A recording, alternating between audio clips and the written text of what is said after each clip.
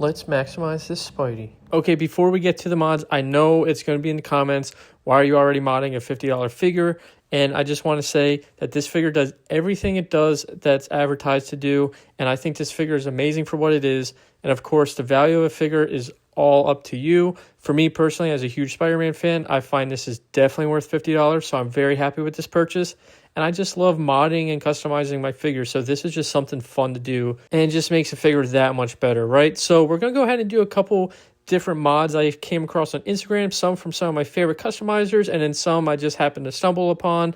And again, these are not necessary mods. These just really amplify little things here and there. And so what we're going to do is we're going to touch up the paint on the butterfly joints. We're going to make some cuts and adjustments to the neck, the top of the neck, the legs, the feet, and then we're going to add magnets in the bottom of the feet and hit everything with a clear coat before we are finished. And you'll see by the end product that all of this will definitely be worth it. So first up, we're going to take care of this hinge joint at the top of the neck.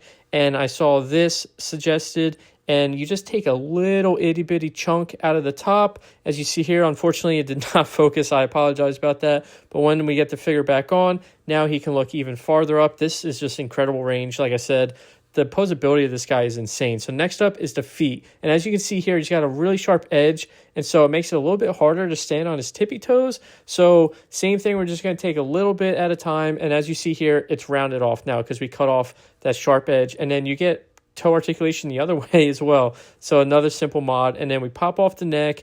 Of course, heat everything up before you pull it apart. And we're just going to take a little extra material out from the top here. And this is something that's pretty minimally invasive. You won't see it when it's back on the figure, right? But you get so much more neck movement now, and it's not loose in a joint. As long as you don't go too far in where you'll affect where the ball joint sits is perfectly fine.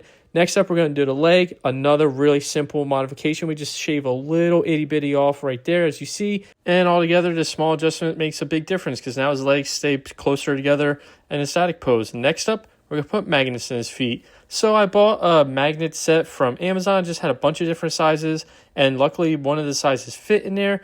Like this, it was a snug fit. I didn't even have to use super glue or anything, and it doesn't fall out. So really easy mod. And lastly, we're going to move on to the painting. So as you see here, the joints are red, and then we also have these little spider legs on the back. Again, at this point, this is simply personal preference. So we're going to use this dark Prussian blue from Vallejo, touch up those spots, and this is the final product. The little bit of clear coat that we put on the end really amplifies this figure, I think. And then as you see here, no paint rub in the shoulders. And so this figure now is pretty much perfect to me. So let me know in the comments what you guys think of these mods.